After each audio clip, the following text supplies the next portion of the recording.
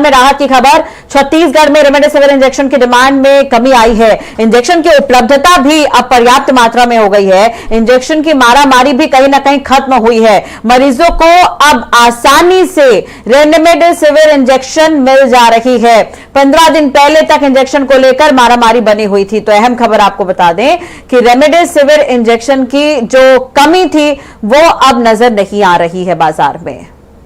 संक्रमण के भीषण दौर में ऑक्सीजन लेवल को संतुलित करने वाली दवाई रेमडेसिविर की भयंकर मारामारी रही है, लेकिन अब धीरे धीरे रेमडेसिविर को लेकर अच्छी खबरें आना शुरू हुई हैं।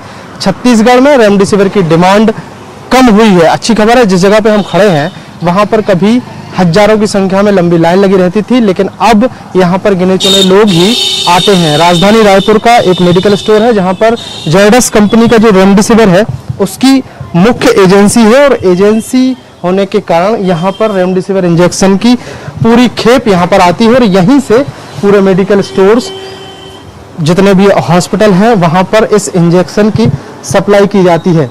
एक समय था जब इस इंजेक्शन की भारी मारामारी थी, लेकिन अब ये मारामारी कम हुई है, इसकी डिमांड कम हुई है, इसकी उपलब्धता जो है वो पर्याप्त मात्रा में हो पाई है। ये मेडिकल स्टोर के जो ऑनर हैं हम उनसे ही जानने की कोशिश करेंगे। सर, एक बहुत लंबा दौर गुजरा है जब भयंकर मारामारी थी, अब कैसी स्थिति है? अभी स्थिति पूरी नियंत्रण में है और कंपनियों से भी काफ़ी अच्छी मात्रा में हमारे को रेमडेसिविर इंजेक्शन आ रहा है, और हम लोग भी आवश्यकता अनुसार अस्पतालों को जितनी चाहिए उतनी दे रहे हैं।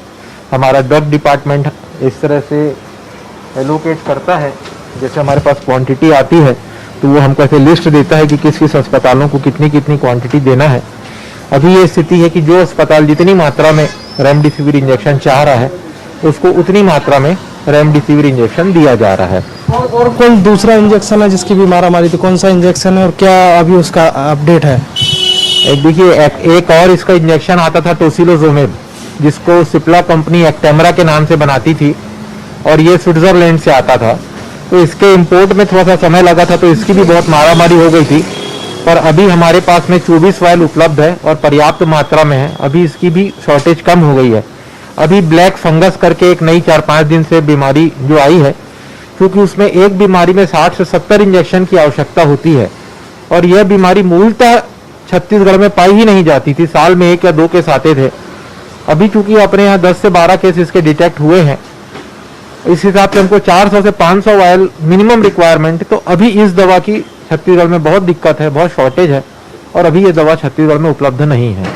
बाकी सारी दवाइयाँ छत्तीसगढ़ के बाजार में उपलब्ध हो चुकी हैं। एक परेशानी जो है वो स्पष्ट तौर पे कम हो गई है। रेमडेसिविर की इंजेक्शन की जो मारामारी थी वो कम हुई है, उसकी डिमांड में कमी आई है, और जो उपलब्धता है वो पर्याप्त हुई है। इसके अलावा जो ब्लैक फंगस की दवाई है उसके लिए थोड़ी सी परेशानी बढ़ी है। दवाइयों की शॉर्टेज है, इंजेक्शन की शॉर्टेज है, लेकिन धीरे धीरे उम्मीद है कि ये सारी चीज़ें भी ठीक हो जाएंगी। कैमरामैन अविनाश के साथ iNet 24/7 रायपुर।